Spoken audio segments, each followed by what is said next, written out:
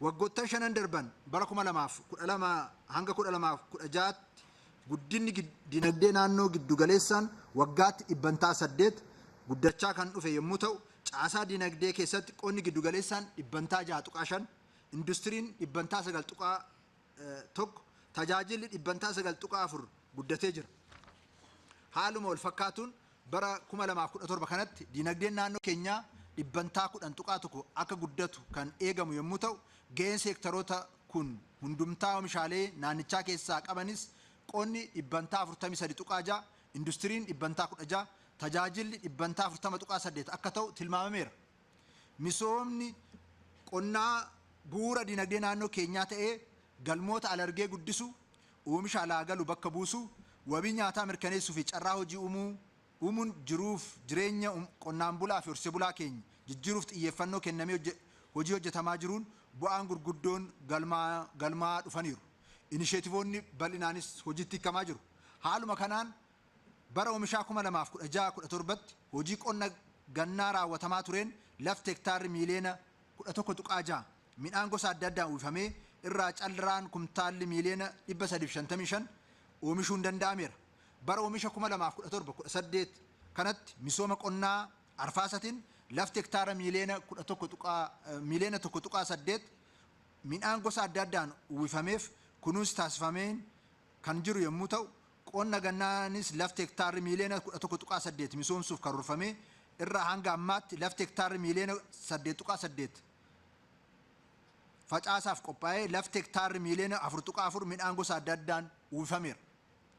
Dinagdeen naannoo keenyaa guddisuu keessatti bunni shoora olaanaa kan qabu yommuu ta'u, oomisha bunaa baay'inaa fi qulqullinaan oomishuun gabaa addunyaatiif dorgomaa ta'e dinagdee naannoo keenyaa akka utubuuf xiyyeeffannoon kennamee hojii hojjetamaa jiruun bara 2017 kanatti oomisha bunaa gogaa kumtaalli miiliyoona 15.7 oomishuun danda'ameera.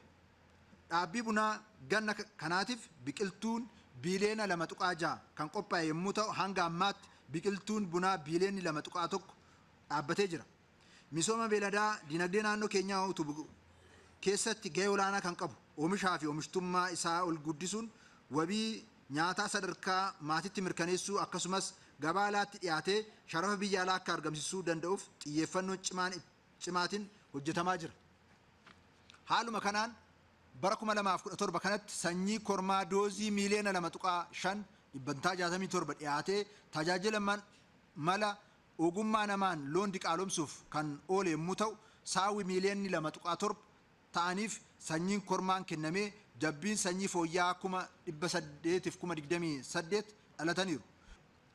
Dhiyeessii fi raabsaa callaa guddistuu keessatti rakkoowwan qisaasama mallaqaa mudachaa ture furuuf inisheetiviin dijitaalaayizeeshinii sirna gurgurtaa callaa guddistuu gaggeeffamaa jiruun bara oomishaa 2017-18 gurgurtaan xaa'oo kumtaalli miiliyoona 11.4 raabsuuf karoorfamee hanga ammaatti xaa'oon kumtaalli miiliyoona 6.9 dhiyaate keessa kumtaalli miiliyoona 4.5 raabsamee jira.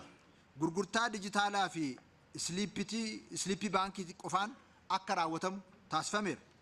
Bara kana oomisha albuudaa alergee sookoo kiloogiraama 7,466, albuuda miidhagaa kiloogiraama 11,156, albuuda industirii toonii 41,177 fi albuuda sibiilaa toonii 10,1010 oomishuun gabaa biyya alaaf dhiyeessuun danda'amee jira.